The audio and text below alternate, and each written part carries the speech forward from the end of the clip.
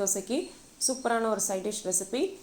டிஃப்ரெண்ட்டான ஒரு சட்னி எப்படி செய்யலாங்கிறத பார்க்க போகிறோம். வாங்க இன்றைக்கான வீடியோக்குள்ளே போகலாம்.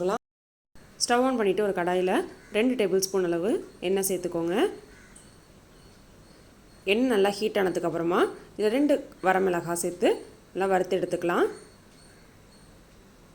நீங்கள் காரம் இன்னும் ஜாஸ்தியாக வேணும் அப்படின்னா இன்னும் 2 கூட ஆட் பண்ணிக்கலாம். நல்லா வறுபட்டாச்சு. இப்போ தனியாக எடுத்து ஒரு பிளேட்டுக்கு மாற்றிக்கலாம். அடுத்ததாக அதே எண்ணெயில் ஒரு 10லேருந்து 15 பல் பூண்டு தோல் உரித்து எடுத்து வச்சுருக்கேன். இப்போ அதில் சேர்த்து நல்லா வதக்கிக்கலாம். பூண்டு நல்லா வறுபட்டு வரணும். பூண்டு நல்லா இந்தளவு வறுபட்டு வந்ததுக்கப்புறமா இது கூட ஒரு கொத்து கருவேப்பிலை ஆட் பண்ணிக்கலாம். அடுத்ததாக இது கூட ஒரு கைப்பிடி அளவு சின்ன வெங்காயம் தோல் உரிச்சதையும் இதோட சேர்த்து நல்லா வதக்கிக்கலாம்.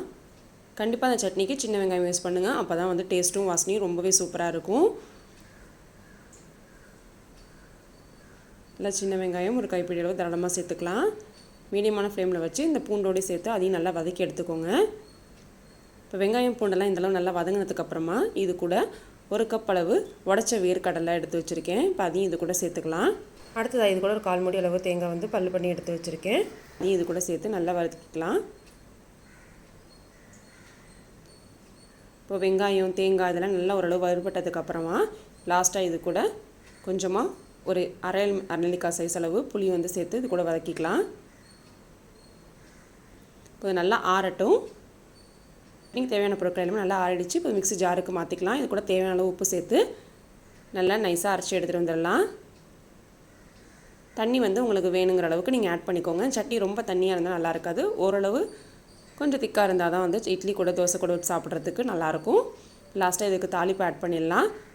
அதுக்கு ஸ்டவ் ஆன் பண்ணிவிட்டு ஒரு கடாயில் தேவையான எண்ணெய் சேர்த்துருக்கேன். எண்ணெய் நல்லா ஹீட் ஆனதுக்கப்புறமா இதில் 1 ஸ்பூன் அளவு கடுகு, 1 ஸ்பூன் உளுத்தம்பருப்பு, ஒரு கொத்து கருவேப்பிலை ஆட் பண்ணி நல்லா பொரிஞ்சதுக்கப்புறமா இந்த சட்னியை தாளிப்பில் ஆட் பண்ணிக்கலாம். சின்ன வெங்காயம் வேர்க்கடலை சேர்த்து செய்யக்கூடிய ரொம்பவே டேஸ்ட் அண்ட் டிஃப்ரெண்ட்டான இந்த சட்னி ரெசிபி நீங்களும் வீட்டில் மறக்காமல் ட்ரை பண்ணி பாருங்கள். ட்ரை பண்ணி பார்த்துட்டு எப்படின்னு சொல்லி கமெண்ட் செக்ஷனில் எனக்கு கமெண்ட் பண்ணுங்கள். இந்த ரெசிபி உங்களுக்கு பிடிச்சி லைக் பண்ணுங்கள், ஷேர் பண்ணுங்கள். நம்ம சேனல் சப்ஸ்கிரைப் பண்ணலாம் மறக்காமல் சப்ஸ்கிரைப் பண்ணிக்கோங்க. கூடவே இருக்க பெல் பட்டனை கிளிக் பண்ணி ஆல்ங்கிற ஆப்ஷனையும் செலக்ட் பண்ணிக்கோங்க. நம்ம சேனலில் நிறைய சைட் டிஷ் ரெசிபீஸ் நான் அப்லோட் பண்ணியிருக்கேன். அந்த ரெசிபீஸ்க்கான லிங்க் கீழே டிஸ்கிரிப்ஷன் பாக்ஸில் தரேன். கூடவே ஐ பட்டன்லேயும் அதோட லிங்க் தரேன். எனக்கு செக் பண்ணிக்கோங்க. வேறு ஒரு இன்ட்ரெஸ்டிங்கான வீடியோவில் மீட் பண்ணுறேன். until then take care, bye.